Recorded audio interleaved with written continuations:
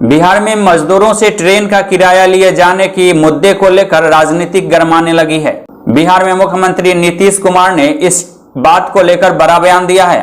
उन्होंने आज कहा है कि छात्रों और मजदूरों से नहीं लिया जाएगा कोई किराया। उन्होंने और भी क्या कुछ कहा है, देखिए सीधा स्पॉटलाइट। सबसे पहले केंद्र सरकार को इस बात के लिए धन्यवाद देते हैं कि उन्होंने जो हम लोगों का सुझाव था कि रेलगाड़ी के माध्यम से ही हमारे जो प्रवासी बाहर फंसे हुए हैं, बिहार के रहने वाले लोग वहाँ, चाहे छात्र हों या मजदूर हों या कोई पर्यटक हो या कोई भी हो, तो ट्रेन से ही आने की सुविधा उनके लिए बेहतर होगी। ये व्यवस्था कर दी गई और पिछले 2 दिनों से ये सिलसिला प्रारंभ भी हो गया। और एक बात और भी हम बता देना चाहते हैं कि इसके बारे में हम लोगों ने जानबूझ करके कोई पहले से घोषणा नहीं की, क्योंकि हम लोगों का विश्वास, हमारी सरकार का विश्वास काम करने में। अब जो कोटा से ट्रेन आना शुरू हुआ, तो एक बात की जानकारी दे दें कि उसके लिए जो भी स्टूडेंट आ रहे हैं उनको कोई रेल का भाड़ा नहीं देना है। राज्य सरकार रेलवे को पैसा दे रही है और वो यहाँ पर आ रहे हैं। और इसी तरह से हम लोगों ने ये निर्णय ले लिया है कि जो भी हमारे लोग, बिहार के लोग जो बाहर मजदूरी हैं, मजदूर के रूप में काम करते हैं या अन्य प्रकार से जो बाहर फंसे हुए, वो यहाँ पर आएंगे। और उनके आने के बाद और किस तरह से आएंगे और कौन लोग आएंगे, इसके बारे में केंद्र सरकार ने जो डिजास्टर मैनेजमेंट एक्ट 2005 के अंतर्गत उनका जो गाइडलाइन जारी होता है, उस गाइडलाइन में उन्होंने स्पष्ट तौर पर कह दिया और इसके बारे में विस्तृत जानकारी हमारे अधिकारियों ने दे दी है। किसी प्रकार का कंफ्यूजन नहीं रहना चाहिए। तो जो लोग भी आएंगे यहाँ, उनके लिए जिस स्टेशन पर रेलगाड़ी आएगी, वहाँ से जो जहाँ के निवासी हैं उनके प्रखंड मुख्यालय में ले जाया जाएगा, यहाँ थोड़ी जांच करके, और उस प्रखंड मुख्यालय में उनके लिए पूरा का पूरा क्वारंटाइन सेंटर बनाया गया है और इंतजाम किया गया। वहाँ उनको 21 दिन तक रहना है और 21 दिन तक रहने के बाद जब वो निकलेंगे तो उस समय उनको जहाँ फंसे हुए थे जिस राज्य में, वहाँ से यहाँ आने में जितना भी पैसा लगा, रेल का भाड़ा या अन्य प्रकार से उनको पैसा लगा, वो, और हम लोग जो क्वारंटाइन सेंटर में सब तरह का इंतजाम किए, उनके रहने का, उनके भोजन का, आवासन का, उनके चिकित्सा का, सब कुछ देखने का। और जहाँ जहाँ भी क्वारंटाइन सेंटर बनाया गया है, हम लोगों ने इंतजाम किया है, हमने निर्देश दिया है और इंतजाम किया। उसी हिसाब से वहाँ पर लोगों के स्नान के लिए, शौचालय के लिए सबका प्रबंध किया गया। तो भोजन और पीने का पानी नहीं, हर प्रकार की सुविधा वहाँ पर उपलब्ध कराई गई है। वहाँ रहेंगे और जब वो निकलेंगे 21 दिन के बाद, तो आने में उनको जितना भी खर्च हुआ बाहर से, और उसके अलावे 500 रुपया और राज्य सरकार उनको देगी और मिनिमम 1000 रुपया हर व्यक्ति को जो बाहर से आएंगे उनको दिया जाएगा। और आप जानते हैं जो हमारे बिहार के लोग बिहार के बाहर थे, उनको हम लोगों ने 1000 रुपया देने का निर्णय किया और जो भी उनका एप्लीकेशन आया उस पर विचार करते हुए लगभग 19 लाख लोगों को दिया जा चुका है। अब कुछ ही लोग बचे हैं जिनको देखा जा रहा है और उनको भी मिल जाएगा। तो हम लोग जो भी काम करते हैं लोगों के हित में करते हैं और चाहते हैं कि ये काम हो। लेकिन हमने देखा कि इधर काफ़ी बयानबाजी आ रही है, तो उसको देखते हुए हमने कहा बता दें, वरना लोगों को लाभ मिलता अपने आप लोग बताते। तो ये तय कर दिया है, ये हम लोगों का निर्णय है किया और इसका अनुपालन भी शुरू हो गया है कोटा से जो हमारे विद्यार्थी आ रहे हैं उनके लिए। तो हम इस बात की जानकारी देना चाहते हैं और सब लोगों से हम यही आग्रह करेंगे कि जो लोग भी बाहर से आ रहे हैं उनको प्रेरित करिएगा और जो क्वारंटाइन सेंटर है उसमें रहें, ये सब के लिए उपयोगी है। और जो भी लॉकडाउन लागू किया गया है, तो हम बिहार के लोगों को इस बात के लिए अभिनंदन करते हैं कि हमारे बिहारवासी अधिकांश, इक्का दुक्का कोई इधर उधर करता होगा, लेकिन अधिकांश लोग, सब लोग नियमों का पालन करते हैं। और वही कारण है कि बिहार को उस तरह से परेशानी नहीं, जो बाहर से आने वाले किसी व्यक्ति के चलते कुछ लोगों को हो गया, जो कि धीरे धीरे बढ़ा है।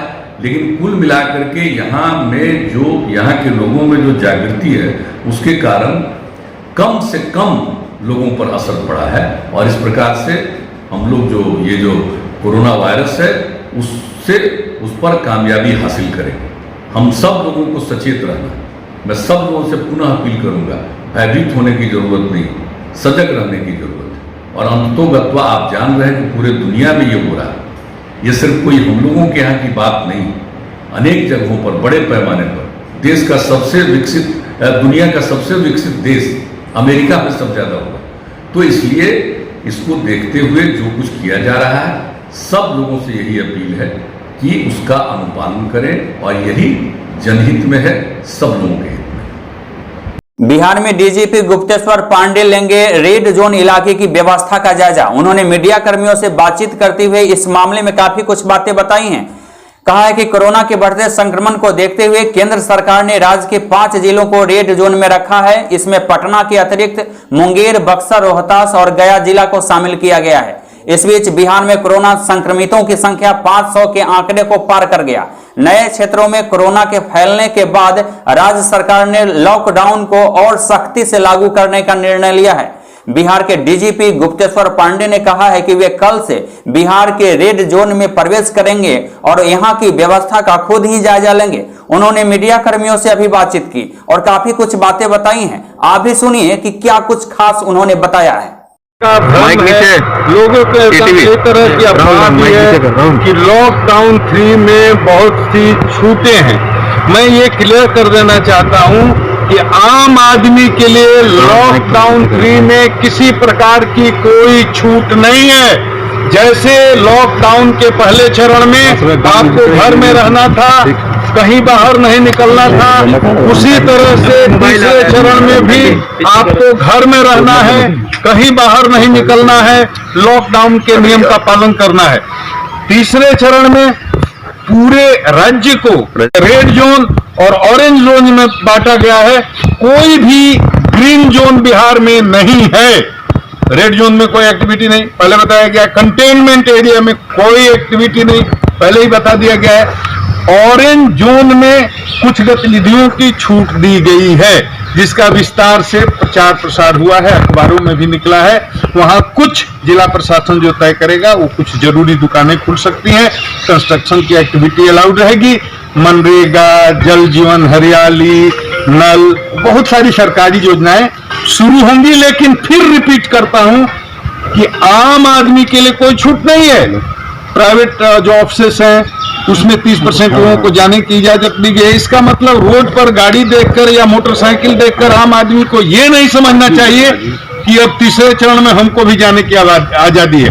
कोई मंदिर नहीं खुलेगा, कोई मस्जिद नहीं, कोई चर्च नहीं, कोई गुरुद्वारा नहीं, कोई सामूहिक पूजा पाठ नहीं, कोई अनुष्ठान नहीं, कोई शॉपिंग कॉम्प्लेक्स नहीं, कोई मॉल नहीं खुलेगा, जिम्नाजियम नहीं खुलेगा, गवर्नमेंट पार्क नहीं खुलेगा, बाहर कहीं टहलने की आजादी नहीं है। शाम को 7 बजे से सुबह 7 बजे तक किसी भी आदमी को किसी भी परिस्थिति में घूमने की आजादी नहीं है। रेड जोन के डिस्ट्रिक्ट हैं। मेरा कल से ये दौरा शुरू होगा।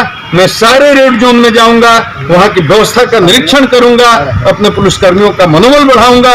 बड़े कठिन समय में हमारे लोग डटे हुए हैं, तो उनका मनोबल बढ़ाना भी जरूरी है, वहां की व्यवस्था का निरीक्षण करना भी जरूरी है। तो मैं रेड जोन में कल से प्रवेश कर जाऊंगा। मैंने सारे एसपी लोगों का आदेश दे दिया है, जो वृद्ध हैं, बीमार हैं, लाचार हैं, रोगी हैं और 55-56 से आयु अधिक हो गई है, स्वस्थ नहीं है, ऐसे लोगों को एक्टिव एक्सपोजर की जगह पर न लगाएं। उनसे कोई बहुत ही साधारण कम कठिन ड्यूटी ऑफिस में, कार्यालय में जहां जरूरत हो वहां उनसे काम लिया। तो जीआरपी को फिर से ड्यूटी पे बुला लिया गया है। जब जीआरपी ट्रेनें बंद थी तो जीआरपी पुलिस को हम लोग अलग काम में लगाए थे, विधि व्यवस्था संधारण में। जब स्पेशल ट्रेनें आ रही हैं तो जहां जितनी जरूरत है जीआरपी के बल को वापस वहां लगाया जाए। दूसरे जिले में बिना वैध सरकारी पास के कोई भी आदमी नहीं आ जा सकता है। तो पहले चरण की तरह ही ये भी तीसरा चरण है आम आदमी के लिए। कुछ सरकारी कर्मचारियों, कुछ पदाधिकारियों, कुछ लोगों के लिए कुछ जरूरी छूटें दी गई हैं, वो उनको पता है। लेकिन आम आदमी के लिए बोल रहा हूं, उनको ये नहीं समझना चाहिए किसी प्रकार की कोई छूट है। अभी का संकट सबसे बड़ा संकट है। हमारे 10 लाख से ऊपर मजदूर भाई बहन और हमारे बेटा बेटी स्टूडेंट बाहर से आ रहे हैं। उन्हें भी नहीं पता कि कहाँ किससे छू गए होंगे, कहाँ से किसको संक्रमण हो गया होगा। वो बेचारे बहुत ही निराश हैं, हताश हैं, बहुत दुखी हैं, बहुत पीड़ा से, बहुत कष्ट का समय काट करके बिहार आ रहे हैं। बिहार में हम लोग उनका स्वागत करेंगे, लेकिन उनसे भी निवेदन करेंगे कि यहाँ जो एसओपी बनाया गया है, जो सिस्टम बनाया गया है, नियम बनाया गया है, उस नियम का पालन करके बिहार को बचाने में सहयोग करें। सीमा पर जहां चलेंगे वहां स्क्रीनिंग होगी, उसके बाद यहां बॉर्डर पर पहुंचेंगे सीमा पर स्क्रीनिंग होगी, उसके बाद उनको उनके ब्लॉक में ले जाया जाएगा, वहां उनकी जांच होगी, क्वारंटाइन किया जाएगा। उस समय सीमा पूरा करके ही सुरक्षित अपने घर में जाए कि उनका परिवार सुरक्षित रहे, गांव सुरक्षित रहे, मोहल्ला सुरक्षित रहे, शहर सुरक्षित रहे। बिना क्वारंटाइन हुए कहीं कोई जाएगा नहीं। इस तरह से प्रशासन का सहयोग करें, पुलिस का सहयोग करें, मेडिकल स्टाफ का सहयोग करें, किसी से कहीं उलझे नहीं, किसी से कोई झंझट न करें। हम लोग आपको बचाने के लिए, बिहार को बचाने के लिए ये काम कर रहे हैं। उधर लॉकडाउन 3 को लेकर भी बिहार में डीजीपी गुप्तेश्वर पांडे ने बिहार वासियों से काफी अपील की है, काफी नई बातें बताई हैं। कहा है कि लॉकडाउन 3 में भी कोई खास तब्दीली नहीं की गई है, आम लोगों को घरों से निकलने की इजाजत नहीं होगी। प्रशासन सख्ती के साथ और मुस्तैदी के साथ पूरे इस अभियान में लगी हुई है। उन्होंने कहा कि यदि कोई गलती है तो माफ करे पब्लिक, लेकिन लॉकडाउन 3 को सफल बनाएं ताकि कोरोना संक्रमण के खिलाफ जो हमारी जंग है उसको जीता जा सके। उन्होंने बिहार में प्रदेश वासियों से क्या कुछ अपील की, आप भी सुन लीजिए। नमस्कार, मैं गुप्तेश्वर पांडे, डीजीपी बिहार। ये वीडियो इसलिए बना रहा हूं कि बहुत लोगों को कंफ्यूजन है कि तीसरे चरण के लॉकडाउन में शायद कुछ छूट है। कोई छूट नहीं है, कोई छूट नहीं है।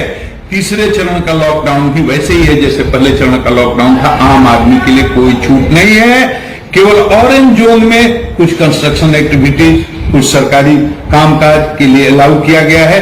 विशेष परिस्थिति में कुछ दुकानें खोलने का संबंधित जिला प्रशासन निर्णय ले सकता है। बाकी कोई दुकान नहीं खुलेगा, कोई शॉपिंग कॉम्प्लेक्स नहीं खुलेगा, कोई मॉल नहीं खुलेगा, कोई सिनेमा हॉल नहीं खुलेगा, कोई भी नाई की दुकान, सैलून, तंबाकू, पान गुटखा की दुकान कुछ भी नहीं खुलेगी। स्कूल, कॉलेज, कोचिंग इंस्टीट्यूट सब बंद रहेंगे पहले ही की तरह। इसलिए इस बात को अच्छी तरह समझना है। मोटरसाइकिल पर पास लेकर के सिर्फ एक आदमी ही चल सकता है, 2 आदमी नहीं।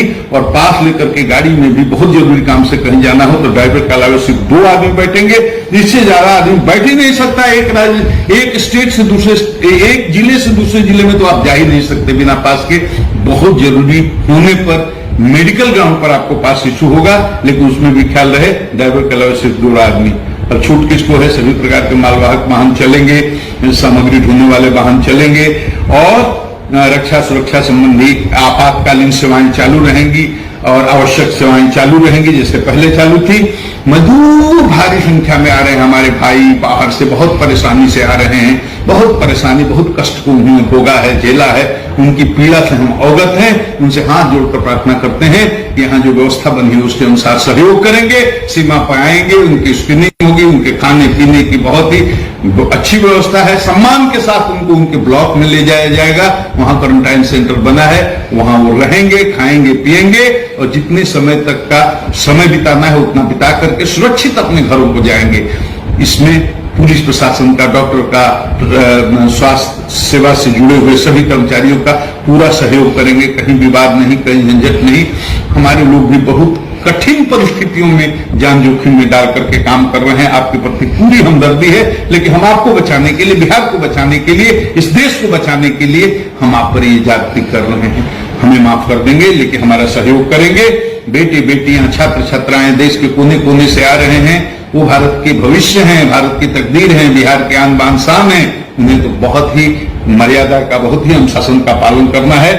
और पुलिस पर हमले भी कहीं कहीं हो जाते हैं। मैं उन लोगों को कहना चाहता हूं कि पुलिस पर, प्रशासन पर और मेडिकल के कर्मचारियों पर कोई भी अगर हमला करता है बहुत ही जघन्य अपराध है। उनके साथ सख्त कानूनी कार्रवाई की जाएगी।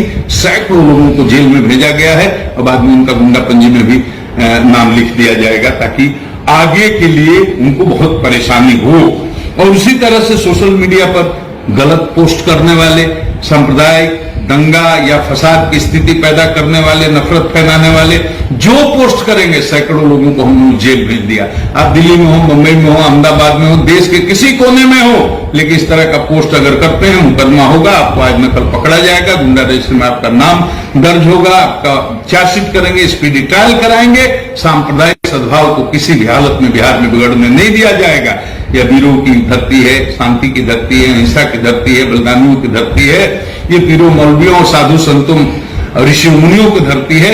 इस धरती की गरिमा को बनाए रखने में हमारा सहयोग करें। और बिहार की जनता को मैं प्रणाम करता हूं कि आपके सहयोग से ये लॉकडाउन सफल हुआ है, आपके सहयोग से ही अभी तक बिहार बचा है। बचाएं, आगे वाला समय और खतरे का है, बहुत खतरा सामने है। अगर आप अगले 15-20 दिन तक बिहार को बचा लेंगे तो हम सब बच जाएंगे, बिहार बच जाएगा, ये देश बच जाएगा।